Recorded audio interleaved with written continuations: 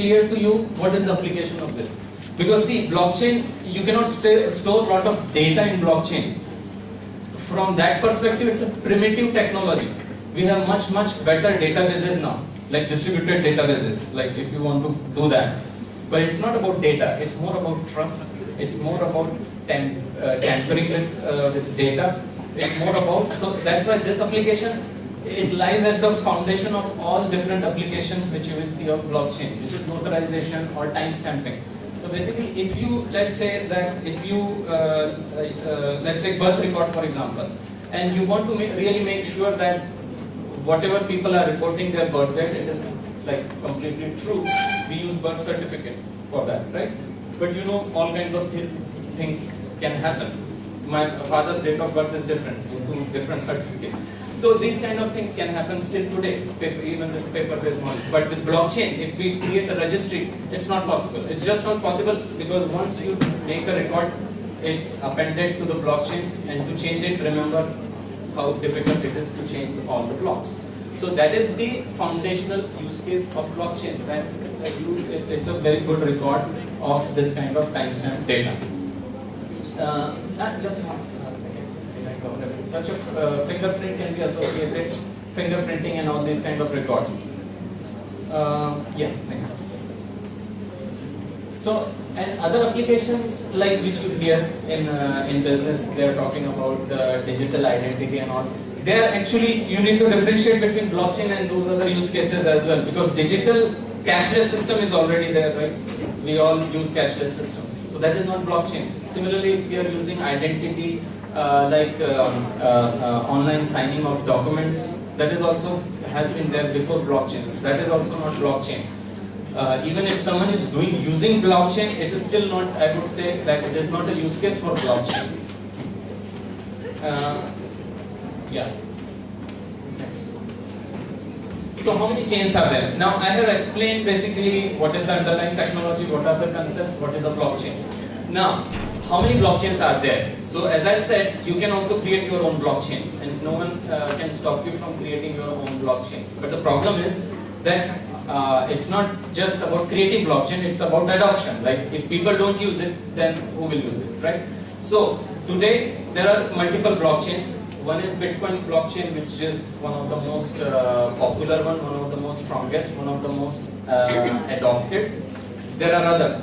So altcoin is another one. Then and there are many others. And some of them have earned bad name again. As I said, because of the hype, people created this.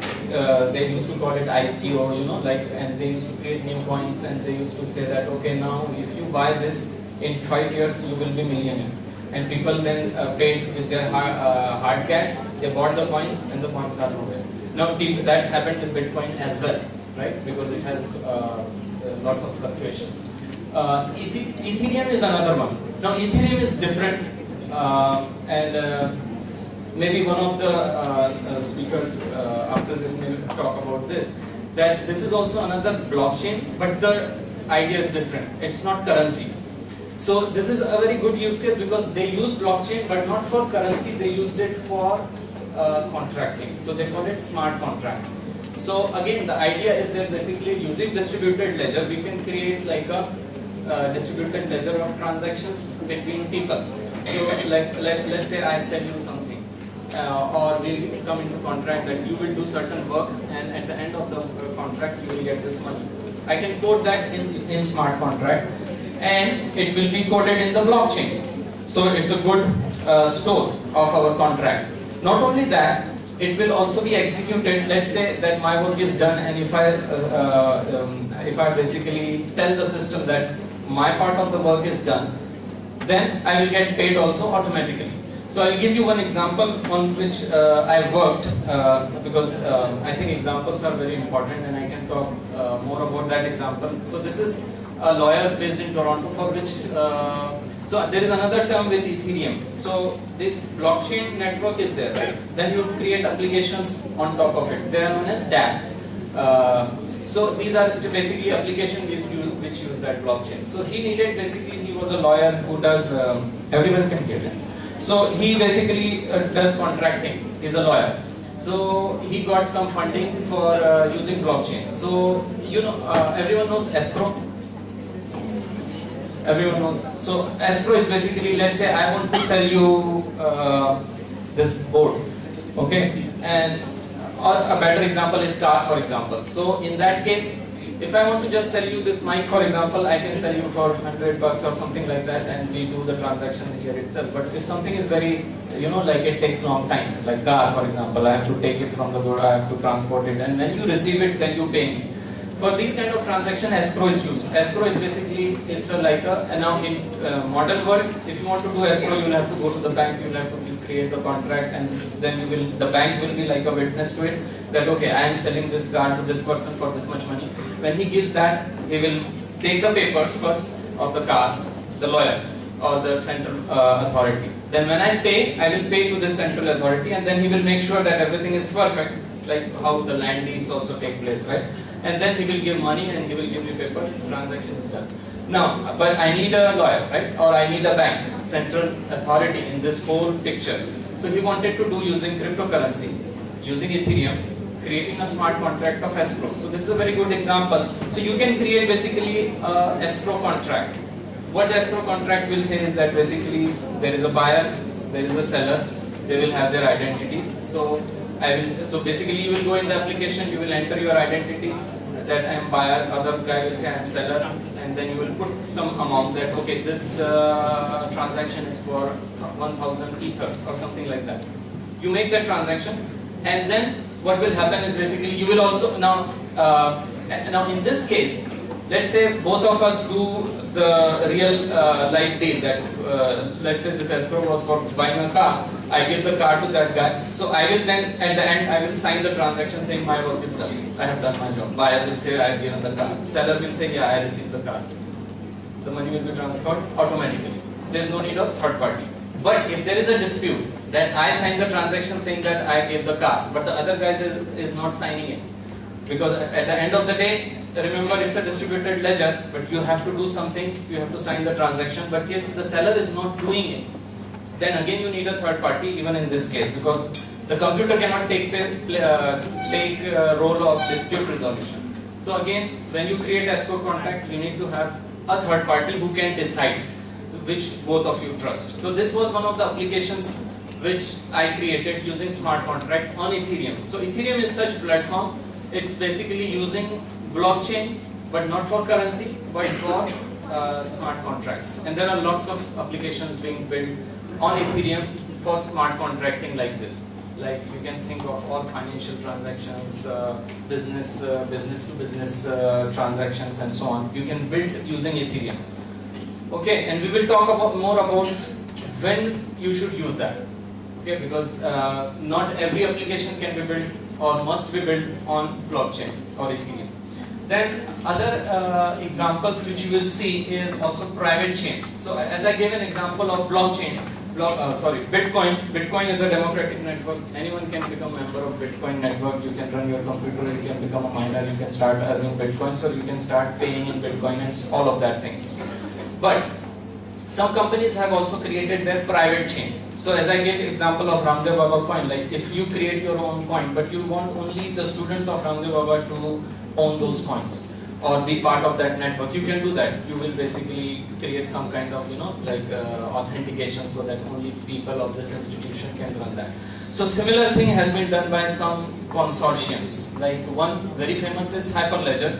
You can read more about it. It's basically backed up by IBM.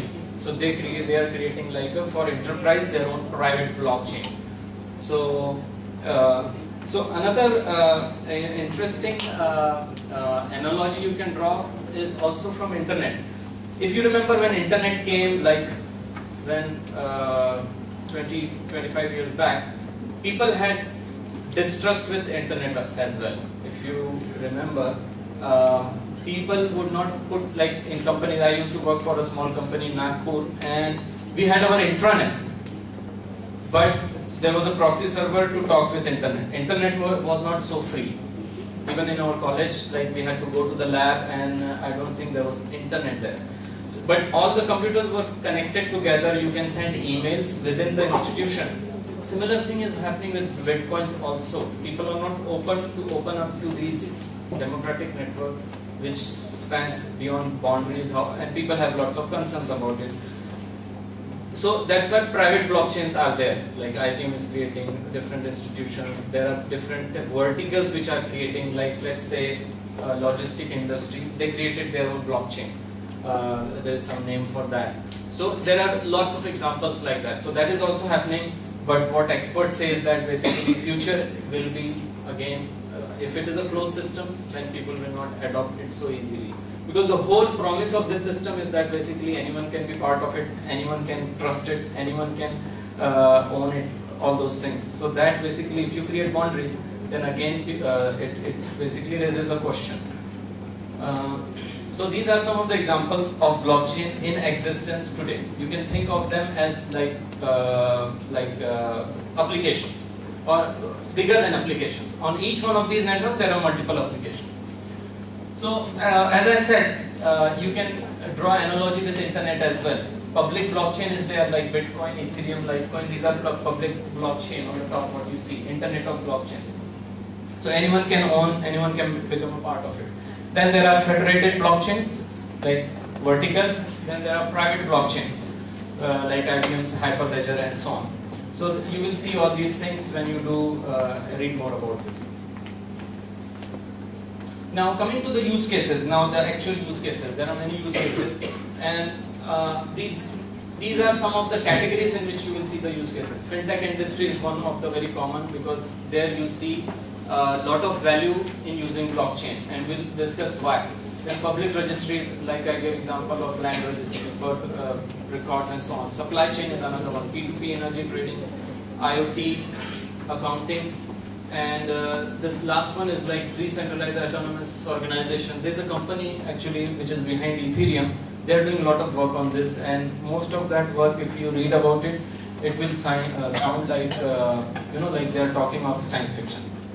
Okay, like you guys read science fiction, like robots, automation. So they are saying basically you can have a democracy on blockchain. You can do lots of even decision making on blockchain. So, but anyway, I think that's too far-fetched. So why is finance fascinated by blockchain? So blockchain, now, if you think from one perspective of performance, if blockchain transactions, and we'll talk more about some of the drawbacks of blockchain, is performance. It's very slow because there's a lot of data crunching in. That's why, remember I said, it's a distributed Excel sheet, but not a good Excel sheet. Even your Excel or Word or MySQL or all these databases, they do much better job of doing things. This is very heavy. So transactions takes time. But if you think about from a financial perspective, end-to-end transaction with all these, like you pay by credit card, right? It's instantaneous. And these credit gateways, they process transactions in millions per second, right? Blockchain is nowhere there. But even in those transactions, actually it is dependent on the trust between the system. Actually clearing of the transaction take place. Like when you pay with the credit card, for the merchant to get money, it takes time, right? Because it has to go through the whole process. Only thing which is instantaneous is hard cash. When you give cash, you get the product, it is instantaneous. Rest, all the digital cashless system, they take time because someone has to match the ledgers, right? Because your merchant says, okay, he brought this for 50 rupees, 100 rupees, then it goes to the bank, and then bank has to communicate with the merchant's bank. All these things, you have to do it. Why? Because it's a distributed ledger which is based on different systems. One bank cannot do a transaction on another bank directly, right? So you have to match all those things. So basically they say it takes 4 or 5 days, in some cases 1 week. And that's where the loopholes lies, like that letter of credit, PNB scam and all this. These guys, they use these loopholes to fool the system and make cash, right? So blockchain claims that it will basically, for the fintech industry, it will remove everything. It will be basically, you don't need any centralized authority to clear the cash accounts. It can be done instantaneously because it is a distributed ledger, it is owned by everyone, and anyone can do a transaction and it will be basically instantaneous. So there is a very good, very strong point there. Why fintech industry is so much interested in blockchain, and they're investing like in millions. There are lots, even Indian banks, they are doing it because there is a case for it. So I explained this. Next. Yeah, as I said, there were lots of hype, and you will see lots of cartoons like this, especially with Bitcoin. People have invested like thousands and millions in Bitcoins, and they lost also. So Bitcoin as well as other currency, and people have been raising concerns about this hybrid technology, and this is just one of the statements from one of the very respected entrepreneur, and he says that most of the blockchain stuff being sold to banks is insecure snake oil. Next. Current challenges. So what are the challenges with the technology right now? One of the challenges which I just said is hype itself, because people don't understand. They make any application, they get the investment, and they fool people, or they make claims which are not backed up.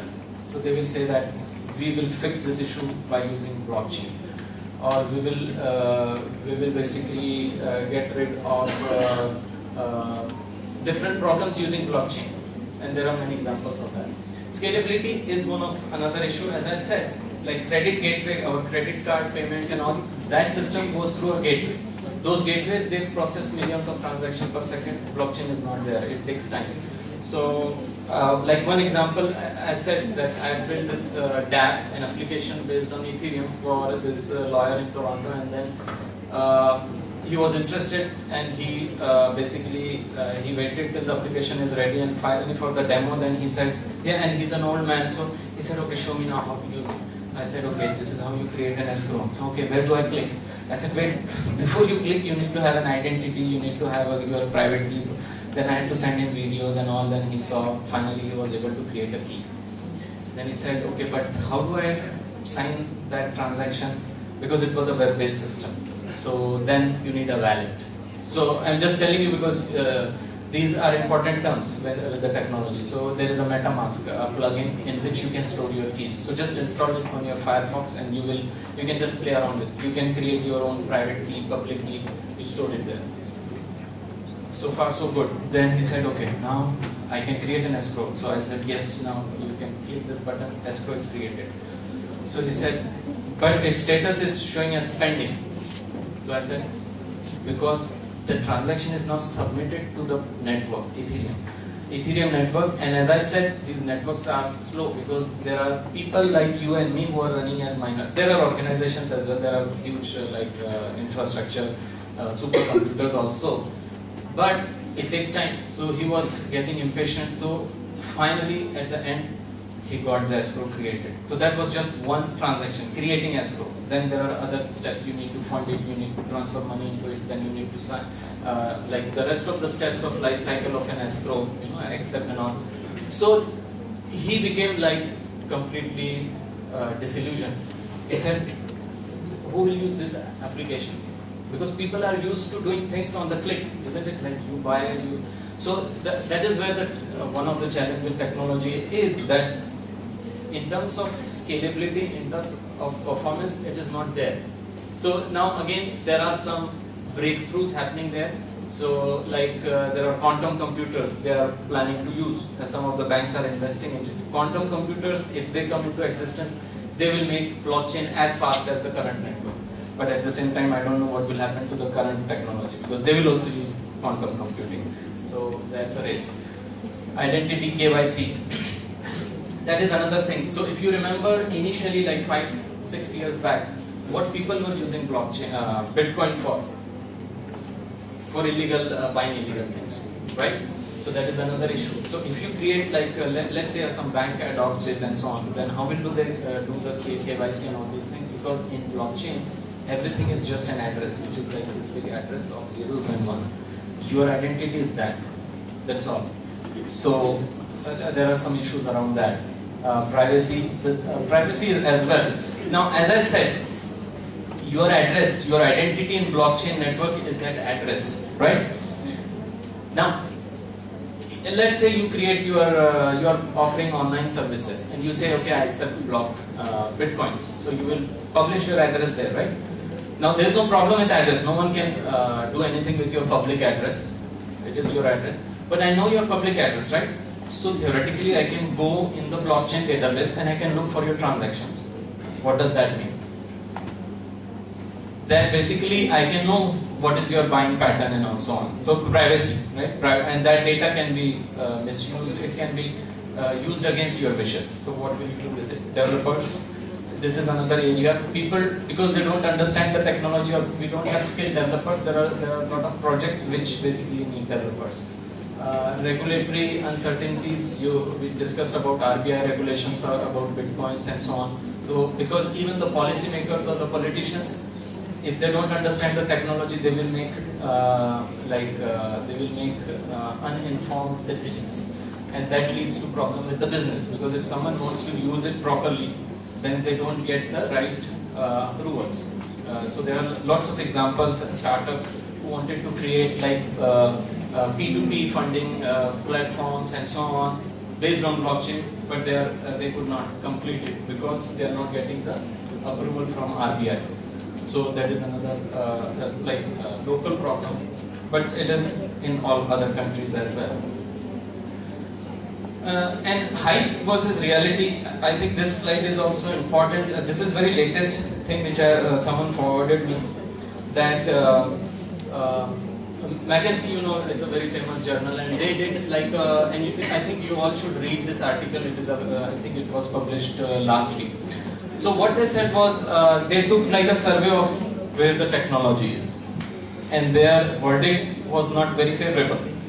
What you see in the graph is basically what they are saying is all technology follow similar curve, that there is a lot of people who are excited about it, and then slowly the technology matures where people or businesses use, and then it slowly goes down and or it reaches its normal level.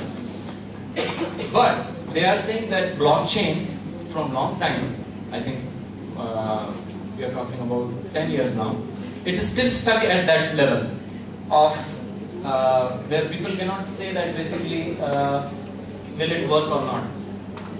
What is this? It's like initial, it is not even reaching the growth stage. It has not even reached the growth stage. It is still like prototype, IBM is doing prototype, banks are doing prototype, nothing beyond that. There are very few real life applications of blockchain. So they are basically, there is this concern that we don't know what will happen with blockchain. But one thing, there are lots of figures also. 1 billion was invested in 2017. Now people are reluctant to invest. But one thing which they did say was, they are not saying that this technology will not work, but they did say that there are two areas in which it has a lot of promise. And I was actually, when I saw this invite, which Vishal sir and you sent me the, so I saw that you chose two applications after this presentation, right? One was fintech probably, and another was supply chain. So I would like to basically commend your management for that first, because exactly what you selected as next topics of the presentation on blockchain, these are the two use cases which McKinsey also says they have a lot of promise for blockchain. One is fintech, another is supply chain. And I think you should attend those presentations, because these are very, very promising applications. So for you as entrepreneurs, businessmen, management consultants, it is very important for you to know about these two applications, because this is where you will see money flowing, because there is a lot of promise. And again, the reason is simple to see. You know, supply chain industry. What is supply chain? Basically, in supply chain, what happens is basically, it's not just one organization which is like, you receive something from Amazon. It's not just Amazon who is sending you that thing. Like if you think behind, it's a trail from, there will be a supplier in China, and there is someone who is branding it and who is packaging it, and there is a courier industry which is sending you, and then the product reaches you. And this supply chain for other products, it is much more complicated. So in that kind of industry, this is where blockchain makes very good sense. That when there are multiple people who are collaborating and they don't necessarily have a common infrastructure, then this is very best use case to implement on blockchain. So that's why supply chain industry, and similarly fintech also, because it involves lots of different players. So that was about hype versus reality McKinsey article. Next one is basically, this is just some flowcharts, very basic questions which you should think about as students of blockchains or as people who understand blockchain, which I hope by now you understand. Because if you understand distributed ledger, you understand blockchain. Now, when will you use blockchain? So think as a businessman that I come to you as a technocrat and I say, okay, just give me this much money, I will do a blockchain application for your current business. Maybe you are selling car, maybe you are a fintech, some industry, or you are a supplier, you are Haldiram, and I will say, Haldiram, blockchain is very good use case for you. Is it? Can anyone give me an example? Why would Haldiram be interested in blockchain? They won't? Anything? Can anyone think of an example why Haldiram would be interested in blockchain? For distribution, yes, that can be one. So supply chain. Think about this. Haldiram is very famous. Like you get Haldiram across the world, isn't it? If there is a product from Haldiram, okay, and Haldiram has a quality, has a name, if I can create something in his name and I can sell, what will Haldiram do? This happens, right? We all know in what happens in India as well as China and all these places. So then how will Haldiram protect its name? Using blockchain it can do that. And there are products which are doing it. So for example, I brought one product from Amazon and it was like a costly product, 3,000. So they said you can verify the authenticity of this product, but just put this barcode in in their system and you will see that it is authentic or not.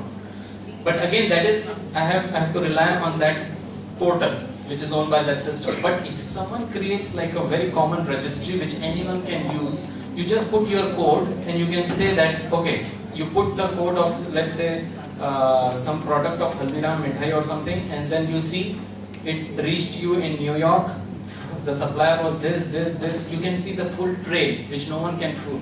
Because see, the strength of blockchain is what? Trust. No one can tamper it. So you can see the full life cycle where it reached you from Haldiram Nagpur to New York. Similarly, there are cases where people are now very conscious of what they are eating. They want to eat organic, right? So now everyone started putting organic in the front. But is it organic? Where is it coming from? With blockchain, if you get something, you can basically go right, you can talk with the farmer who produced it. Okay, he didn't use fertilizer. So all these things are possible with blockchain. So that's where basically what flowchart is saying is, do you need a database? So if your answer is no, I don't need database. Okay, so let's say you are selling sweaters or clothes or something, and you are selling it to the people. Do you need blockchain? You don't need database, you don't need Excel sheet or anything. So you don't need blockchain. Then do many people need to write to it? So now let's say you become a very big seller of clothes. Now you need database, right? You will need some accounting system to keep your inventory and so on. So now you need database. But who will use the database? So you say, I have a shop and I enter my own data, and or my data entry operator will use it, or my accountant or my IT staff uses it. That's all. Then you don't need blockchain. But if your answer is yes, that multiple people will write to it, that means you have a supplier, you have a courier guy, you have some other B2B partner who needs to access that system. Maybe people want to know that if you are making cotton shirts and people want to know that it is a cotton which is organic or it has been created using without using child labor, because all these things are important for many people now, and there are organizations which are certifying that no child labor has been used. So now there is a certifying agency which does that. So they cannot write to your database because you own that. Then you need a blockchain. So if the answer is yes, then you basically need. And if you have trust with that system, let's say there is a certifying agency by Government of India which certifies that you are not using child labor, then will you give access to that agency to write to your system? No, because they will have their own standards and all. So, but if there is a blockchain, common blockchain to which both of you write and update the record, then you can use blockchain. So that's a very good use case of that you need blockchain. Otherwise, the other technology are there, you can use it. Next. And other critical questions on the same line is basically, is a business network involved? Is consensus used to validate transaction? Is an audit trail provenance required? These are the same examples which I talked about. Like, again, you want your product to be certified by certain things, so audit trail is required. You want to know where the product came from.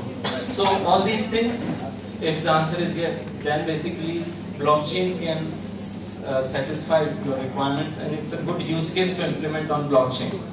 But otherwise, it's not a good use case. Should dispute resolution be final? Dispute resolution is also another thing, which is basically you have to think that, like I gave an example of escrow itself, that if everything is fine between the two participants, then the escrow can settle without any third party. But if there is a dispute, the buyer basically told me that it's a Corolla and it was basically very new and I found the car in a very bad shape, then whom do I go to?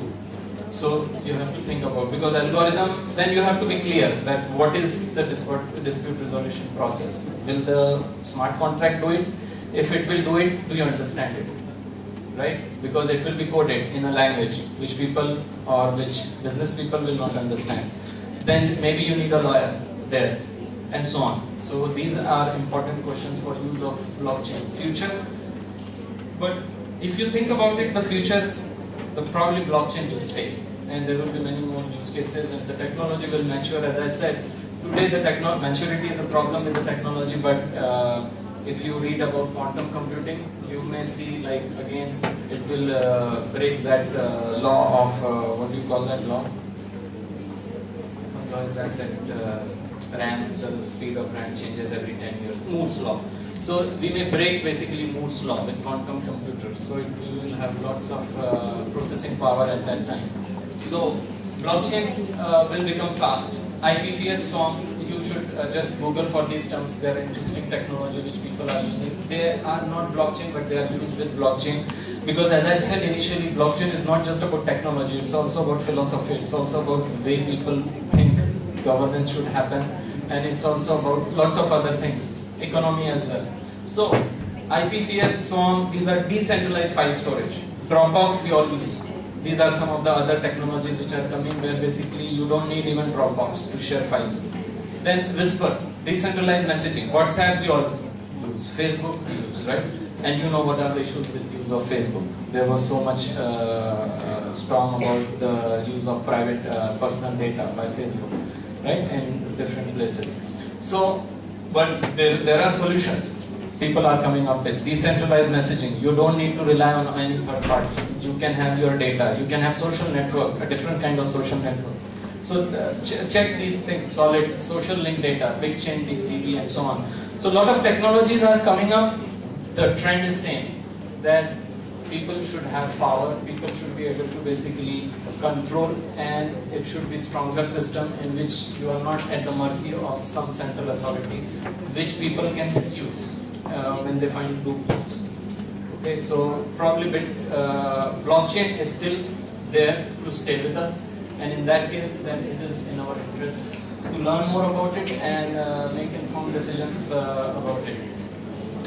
So I hope you enjoyed this. If you have any questions, feel free to ask, or any comments.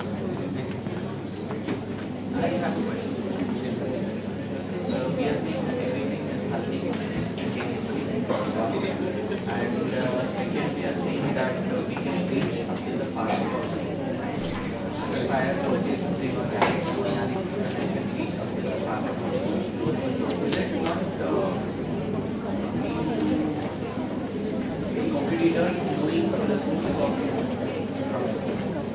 like if I am your competitor, you are dealing with that now, your competitor, so I will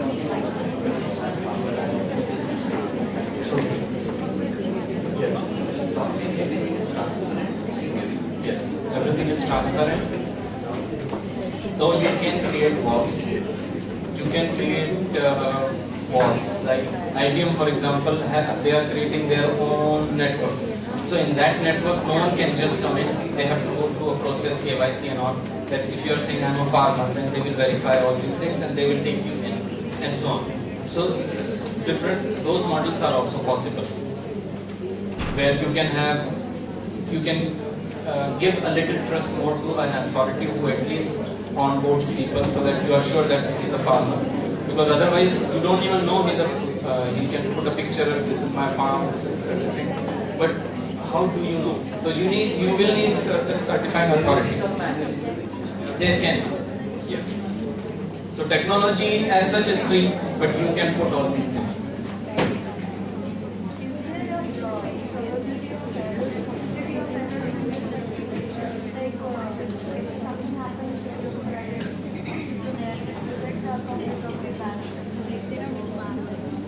Possibility of error is no, because the system, there are bugs possible. Like there was a bug in Ethereum yesterday. They were releasing something and they found the bug. If they didn't find the bug, someone could have basically got money using some one of the bugs in one of the operations, just like operating system and all these softwares have bugs. So that is possible. But so far we don't know. So what happens with these technologies, like with Bitcoin, there are about 500 to 600 developers who are working, and it's open source. So with open source, people are looking at the code. So if there is a bug, they find it. So it is still secure from that perspective, but of course, possible. There is possible of bugs, and people have lost money because of the bugs. What is the future of banking industry? This is a yes, and this is like a philosophical question. What is banking? What is money? And what is the future of money? Or what is the future of banking? And that's why you will see that initially banks have been very protective with this technology. They were not even allowing cryptocurrencies. But then when they saw people adopting it and other people creating their own networks, they are accepting Bitcoin payment also. So bank cannot stay away from that race. So now they are thinking of how they can play a role in it. Probably we will see some good models coming up which will not have the flaws of current model. That is something we can hope for. But yes, the future of banking industry is at risk. Not future of banking industry as such, but of certain things like loan and these kind of things, or interest.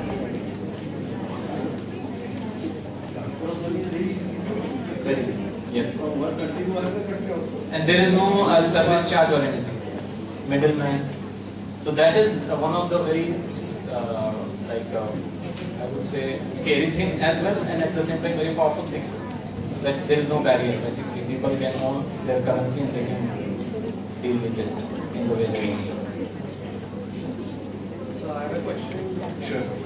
So when it comes to startups, so there are many startups when they put the name blockchain, they get it funding in millions and millions of dollars. True. Why is it just so? Why do they just fund such a hefty money? Yeah, this is the problem of hype. With any technology, this is the problem of hype. But with blockchain, what has happened is even investors or people who take these decisions, they don't understand the technology as they should. So when someone tells them that we are a startup, we are building this, and we will use blockchain, it sounds very attractive. Like yes, this is the next thing, and we can become the next Facebook or something like that. So because of that hype, people have been getting a lot of investment startups, and everyone started using blockchain somewhere or other. That is still a blind spot. It is a blind spot, yes, true. And that's where I think people like us, who are basically, or people like you, who understand business, who understand economics, and you have and the technocrats. This is where we should play a role in basically using the technology, in educating people in the use of technology, and make informed decisions. Because if people understand this, then hype will die. People will not basically believe any claim that okay, this application can work on blockchain. So that is where basically we all have a role to play. Yeah. I just want to know regarding the speed you said that blockchain is slow.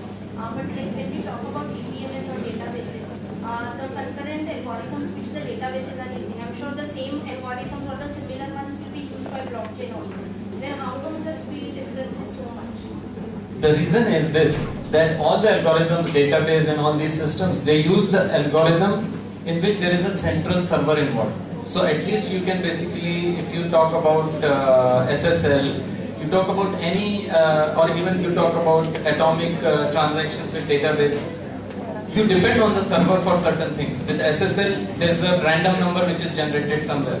So there is a server to client kind of architecture in your mind, and you know that okay, server will trust and the server will behave in the way it says. Now in blockchain, that thing is not there. So the algorithms are there, and it uses lots of algorithm. There are some very good books on that. So again, they are algorithms, but they are distributed algorithms. And the algorithm basically says that everything should work even if there is no central server. So P2P it should work. So now the algorithm becomes very difficult because you don't have a central system to trust. So then it creates a lot of back and forth.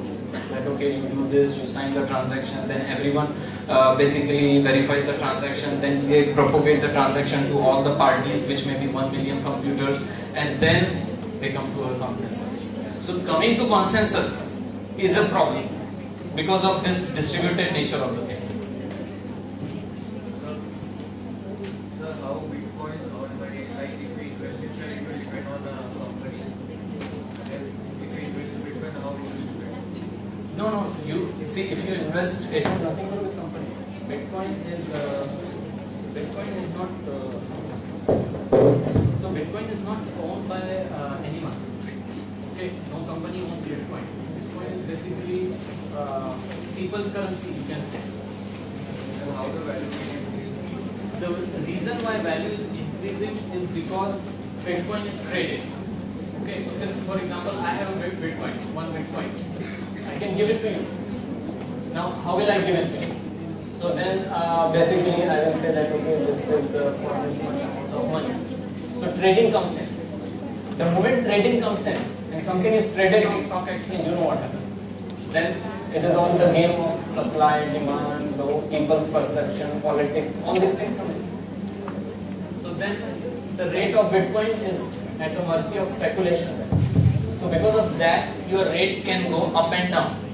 But Bitcoin as a currency, it has no value as such, and it has no speculation as such. Bitcoin, if you have one Bitcoin today, you will have one Bitcoin after 20 years. Right? That's not true with the fiat currency. If you have 100 rupees today, after 20 rupees also you have 100, but you know what that 100 rupees is worth after 10 years. So with Bitcoin, that thing is not there. But again, when people start trading with Bitcoin based on other things, then that problem of speculation will come, demand, supply, trading. That's like a market basically. If no trading is happening, then the value will decrease. See.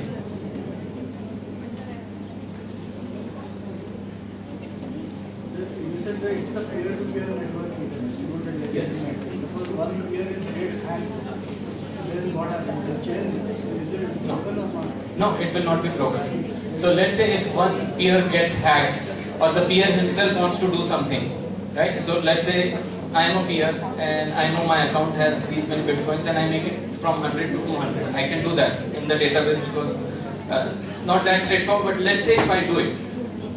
But I have a copy of the whole ledger, right? That copy is only good as for me right now. I have to propagate it to everyone so that it is accepted. Then what will I do? Basically, as soon as I am on the network, I will send to others. Okay, this is the updated ledger. They will reject it there itself because the whole thing is mathematically coded using algorithms. That they will see, okay, this guy has tried to do something. They will reject it. So my ledger is of no value. So that is at the heart of it. That basically, because of algorithm and mathematics, we can ensure that this distributed ledger no one can tamper with.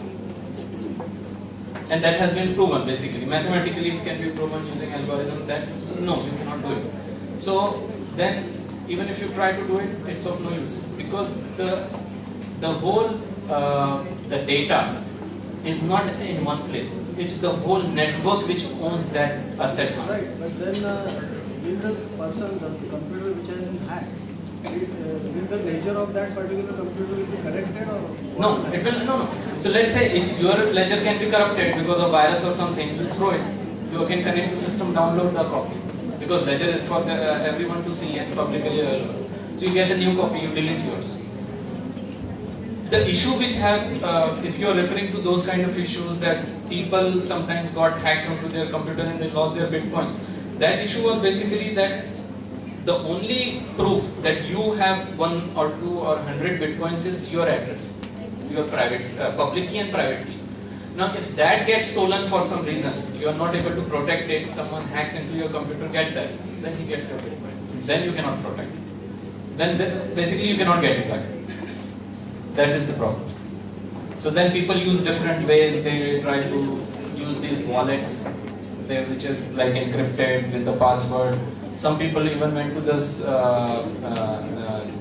an extent that you write your full private key. Private key is about 20 characters. Public key is about 100 characters.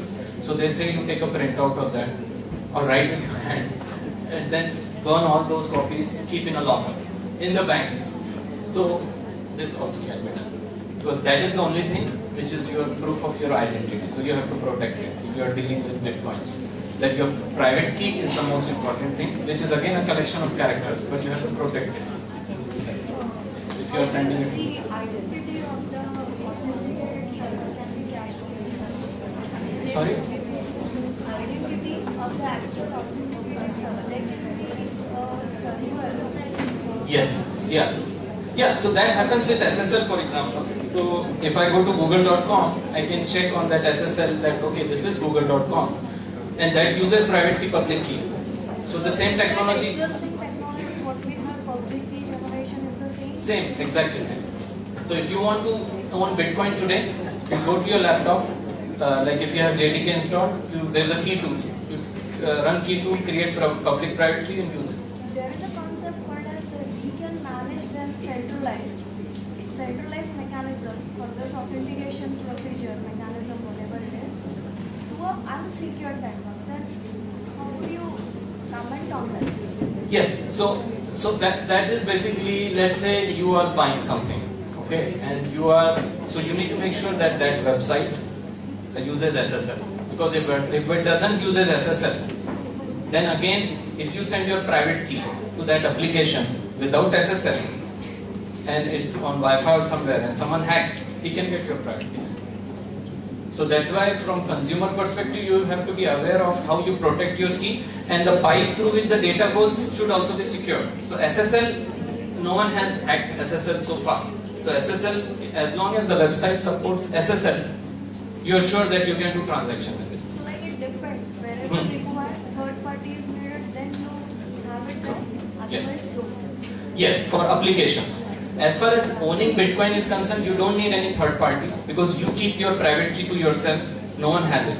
You don't need to because there is no server itself. Is the authentication protocol is same as what we have? So in blockchain also will be going to be the same?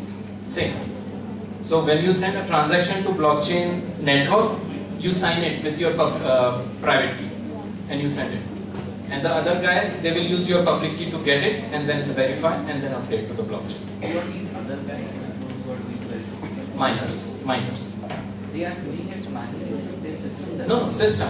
They are running a software on their hardware. That's all. So they require specific hardware. You can do it on laptop as well, but because there is so much competition to earn the bitcoins, to mine, now if you run on laptop, it's not worth it. Basically, the electricity which you will waste, you will not get the value for that. Like if you earn 1 bitcoin, let's say in 1 week, the value is, you will pay more in electricity bill. But if you have that hardware, you can see that basically you are making profit or not, and then is it worth or not.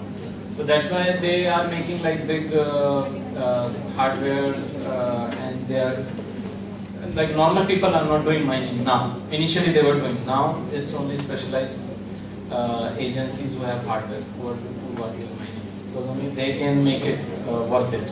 Other people, it is not worth it.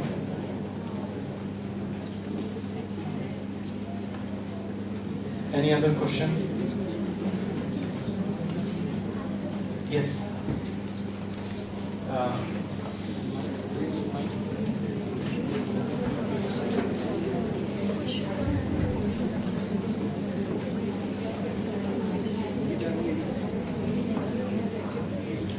So Bitcoin, can it be used for election purpose and for taxing system? And what will be the scenario if we use, blockchain, if we use blockchain for these purposes? For voting, there are applications. You can use it for voting.